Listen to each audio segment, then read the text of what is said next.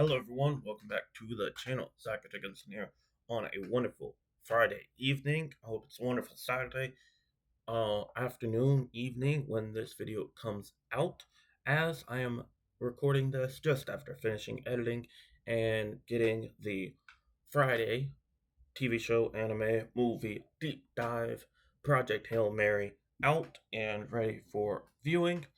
Um, that is because I just finished reviewing Project Hail Mary, the movie. I recently, in the past few weeks, just finished reading the Project Hail Mary book, and and since I couldn't do what I wanted to do this week because me, roommate, and friends' schedule didn't properly align to finish the Lord of the Rings trilogy, let's do this right on out, as I was going to do it next week anyways.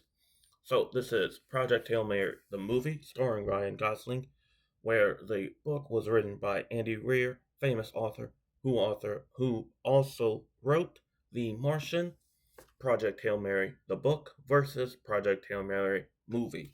Project Hail Mary, the movie, made just over 600 million in worldwide box office, and currently, as of August 28th, 2026, it sits at seventh of the highest grossing movies of 2026. Project Hail Mary, on the other hand, the book,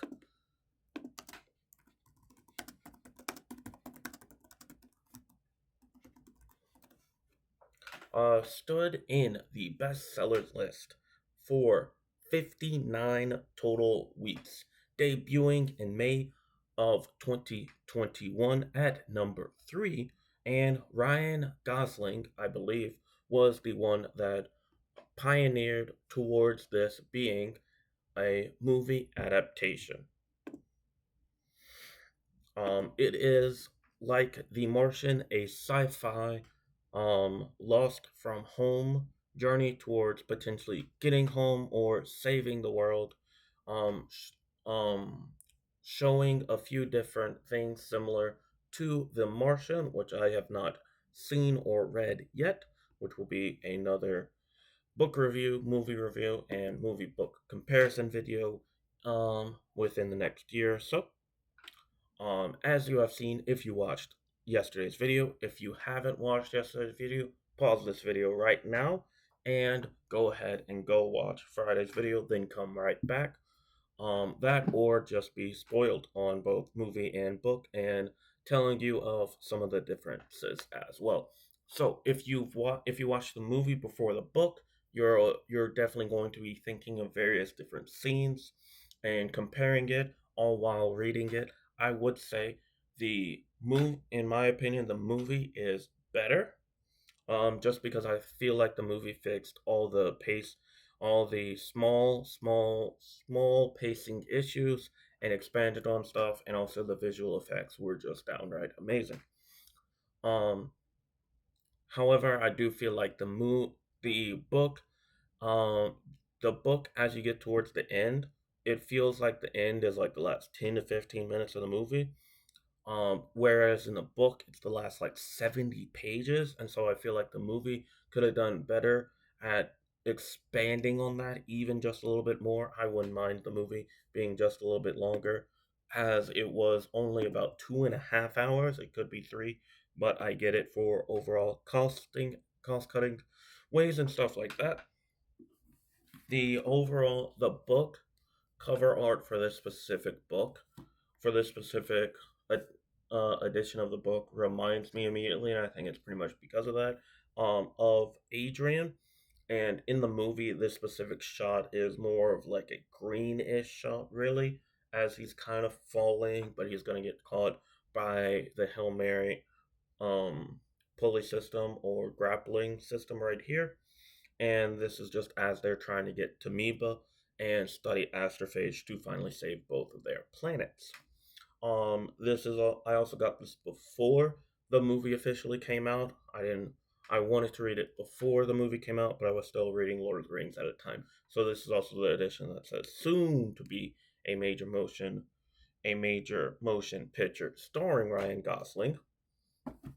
And so pretty much all throughout the movie, you can definitely tell that the Jurgen and longer jargon about science was left out. There aren't any like actual equations in the book, but they definitely go a lot more in depth into all the different science stuff and science jargon.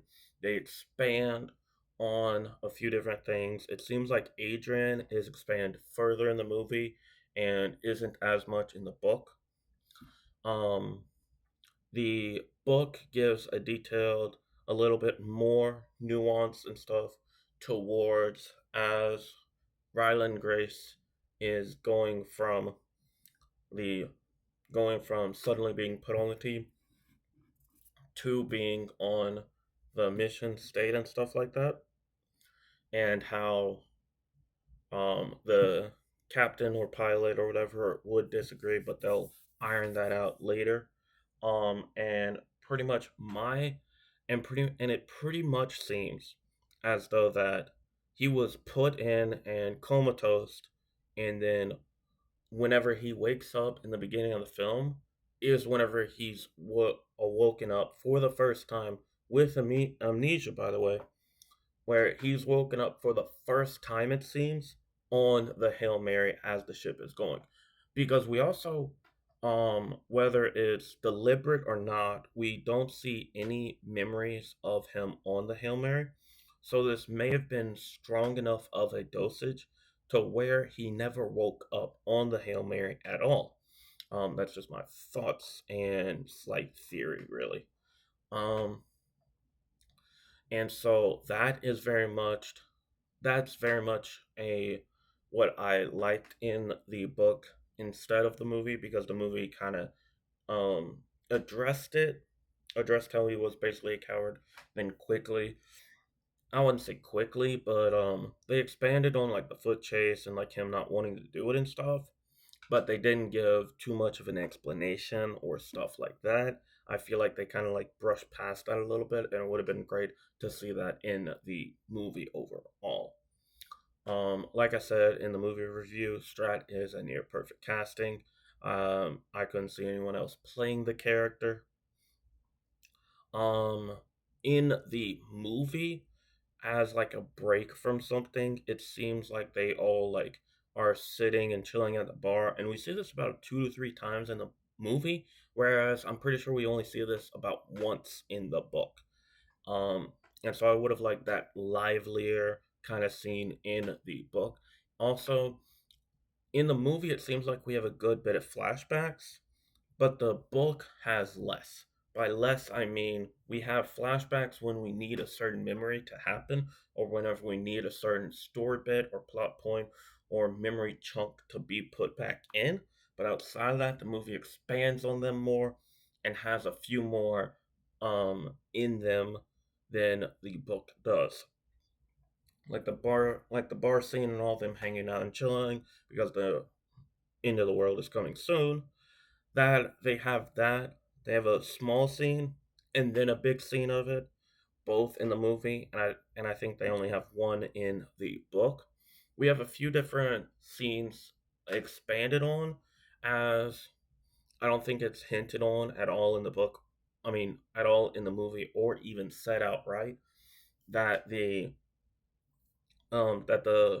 primary and secondary scientists were having a sexual relationship all throughout leading into before they both get blown up.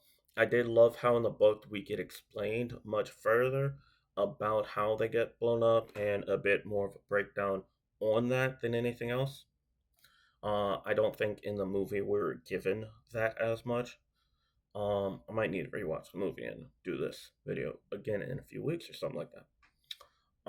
But Ryan Gosling, amazing, perfect casting. Whoever Strat's actress is, perfect casting. Rocky's voice, great, wonderful. Andy Rear, a wonderful writer and author, and I know he was a big part of the movie as well. I can't wait to read The Martian in a couple of months.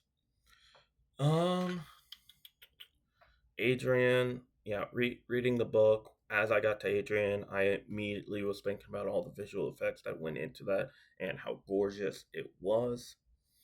Um, the movie, whenever Rocky saves Dr. Grace, it feels like the book explained it more and better overall. Yeah, the book is just better at this point. I've convinced myself, and I've just mentioned more of how the book is better at this and that. So yeah, the book is better than the movie, and overall, I gave it like a 4.5 overall. So they're about relatively the same rating since I gave the movie about 9 out of 10. And but I think the book is slightly better because it expands more on things than the movie expands on. So the movie cuts some stuff but expands on a few things. The book expands on many other things than just what was in the movie. How the movie cuts some stuff, so it's a back and forth kind of tuck with both expanding and both technically cutting, or well, the movie really expanding and the book not having as much of a certain thing as the movie did. And so them adding the scene of how choosing Rocky's voice was funny and very nice. Them doing the whole going to Home Depot and buying all the stuff that was fun in the movie. It's still pretty much a good laugh and a good time in the book as well. Him doing all of his wacky experiment stuff was great in the movie as it's more active and not as slow and steady to read. Man, it's only 7 p.m. But um um yeah, Rocky saving Ryland Grace. I think I touched on this, but then kind of went to something else. But Rocky saving Ryland Grace in the movie, I feel like by the time we get to the next part of the movie, like whenever we pan over in the next 5 to 10 seconds, we skip over and cover like a good 20 to 30 pages all at once, which I don't feel like they needed to go through that much that quickly. um, and stuff like that. I feel like yeah, the towards the end of the book, after he kind of sends the message in the movie, we're pretty much like there's only 5 minutes left, but in reality, in the book, there's a ton left. They explain a few bits, but they don't give a definitive explanation of whether or not Earth did or didn't survive. They explain how he eats, whether or not he's going to survive, how the human technology and arid or iridian technology is providing the iridians more substance to make human meat, human flesh, and stuff that humans can eat, and they're also using it to expand their own science stuff, which wasn't explained, but more so kind of, well, no, not even implied. It wasn't even mentioned in the movie at all, which was very fun and very, very fun to read overall in the book. I'm trying to think. Yeah. So a wonderful story of redemption, discovery, and speculative sci-fi, and figuring out new things about the story of life. That's pretty much where I'll stop at. I think we've gone over pretty much everything that we can go over, and so I hope you all have a wonderful Saturday. In I will see you tomorrow, as this will be Friday, and I'll film it Saturday.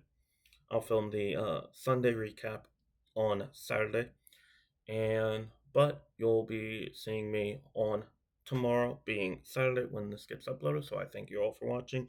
If you have watched this, or if you paused this and went to the movie review, then came back, I thank you for watching both. If you've watched just this one, please check out the movie review.